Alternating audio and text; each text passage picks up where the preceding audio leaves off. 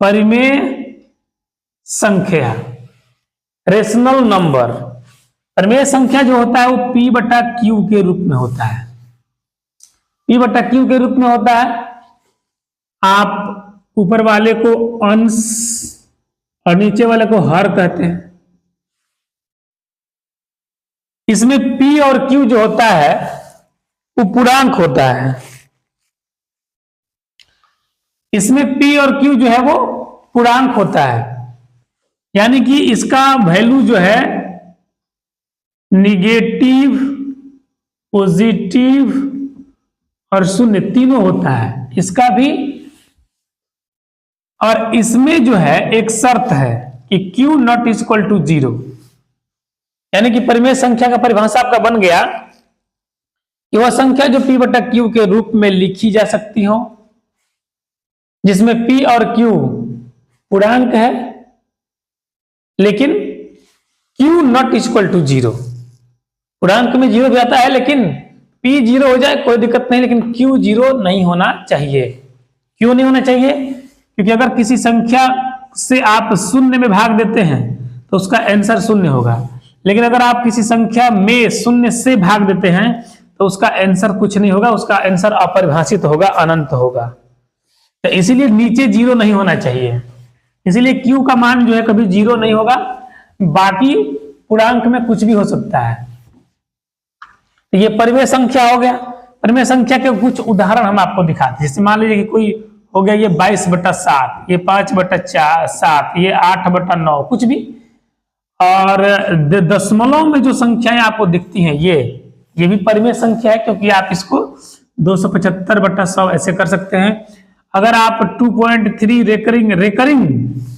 Recurring वाला भी जो संख्या है वो होता है परिमेय संख्या, क्योंकि 9वीं क्लास में हम लोग 9th क्लास में पढ़े हैं कि इसको कैसे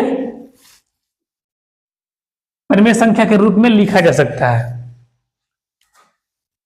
उसके बाद अगर रूट में संख्याएं आती हैं, जैसे 16 हो गई, देखने में रूट है लेकिन इसका जो है वर्गमूल अगर बाहर निकल जाएगा 4, तो ये परिमेय संख्या है। इस तरह की संख्या आएंगी इसमें कि 2√3 और 5√3। तो √3 देख के आप समझेंगे कि ये अपरिमेय है, लेकिन नहीं, ये √3 कटेगा तो हो जाएगा परिमेय संख्या। तो इस तरह से भी सवाल आता है मैट्रिक में। तो परिमेय संख्या से संबंधित ये सब बात है।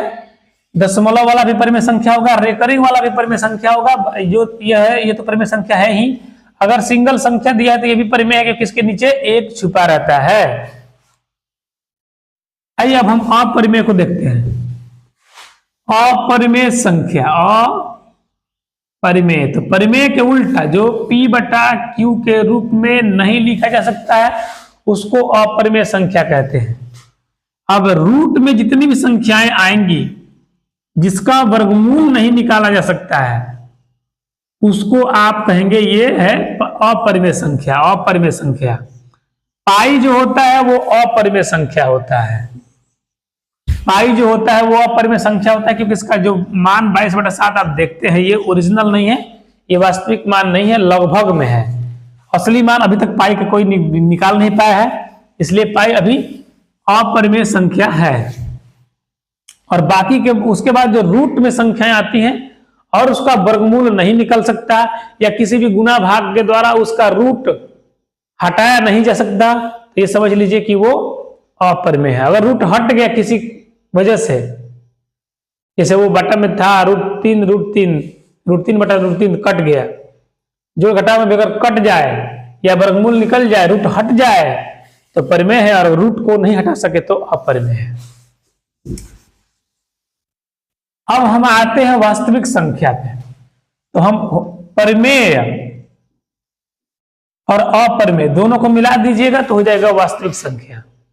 परिमेय संख्या और अपरिमेय संख्या दोनों को मिलाने से जो संख्या बनती है वो होती है वास्तविक संख्या। यानी कि जो जितनी भी परिमेय संख्याएं हैं वो भी वास्तविक संख्याएं हैं, और जितनी अपरिमेय संख्याएं हैं वो भी वास्तविक संख्याएं हैं।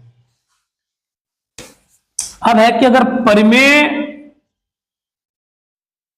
परिमेय और अपरिमेय को अगर हम जोड़ते हैं, घटाते हैं, गुना करते हैं या भाग करते हैं, परिमेय और अपरिमेय, एक परिमेय संख्या और एक अपरिमेय संख्या को अगर हम जोड़ दे, घटा दे, गुना या भाग कर दें, तो जो संख्या आती है वो हमेशा हमेशा अपरिमेय होती है। जैसे 2 प्लस √3, 5 माइनस √7, 8 गुना √3 या 7 भागा √5।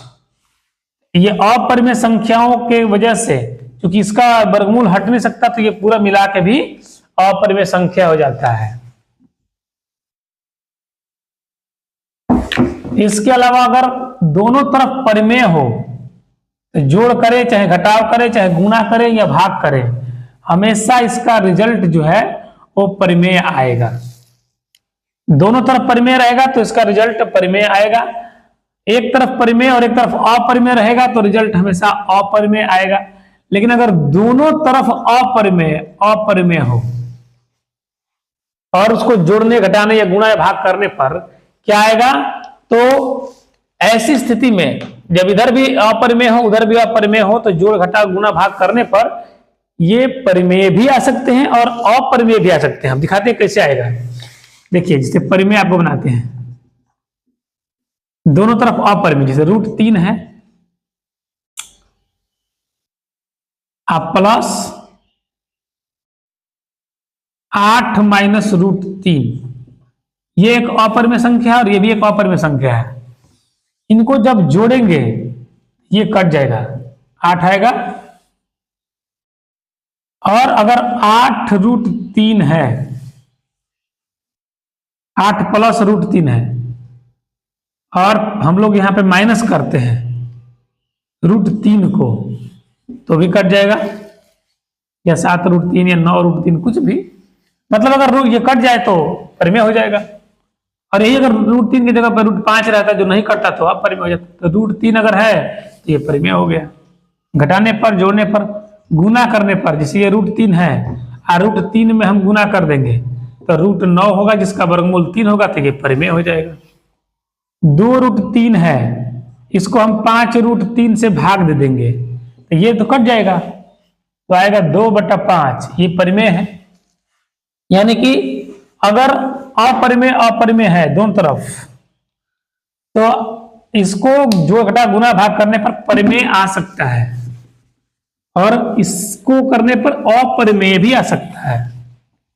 अब मैं अपरिमेय लाके आपको दिखाता हूं। जैसे 2 ये है अपरिमेय और ये भी है अपरिमेय, लेकिन दोनों को जोड़ने पर ये जुड़ेगा नहीं और ये ऐसे ही रहेगा, ना इसका वर्गमूल निकलेगा और ना किसी वजह से रूट हटेगा, तो ये अपरिमेय हो गया। अगर इसको घटाते भी हैं तो अपरिमेय है, अगर इसको गुना भी करते हैं तो √10 आएगा, तो ये भी अपरिमेय है।